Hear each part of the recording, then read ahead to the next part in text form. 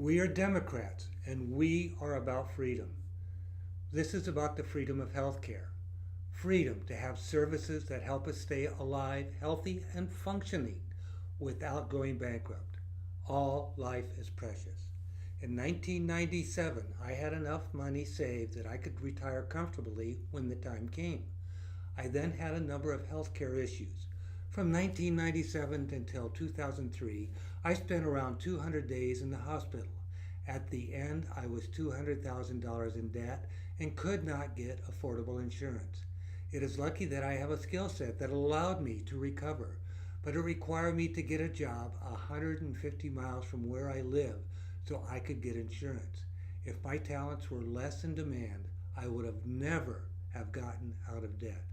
It is lucky that I had insurance because I had some other hospitalizations in the previous decade.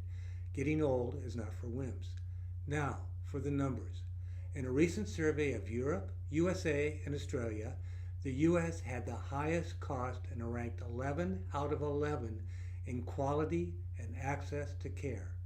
This is not acceptable. We as Americans spent over $3 trillion, which is $9,500 per person. This is 7.5% of our gross domestic. We pay almost double of what other countries pay. On top of that, Americans went $88 billion in debt just last year. This included people with health insurance premiums. In the 190 countries of the world, we rank 27th in access and quality, following countries like Estonia, Slovenia, and Belarus. What is even worse, we are 35th in child mortality, following other third world and Soviet bloc countries. How can we say we are pro-life when we let wanted children die?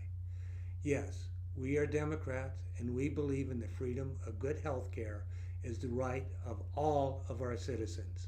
Thank you for our time. Look forward to our following podcast.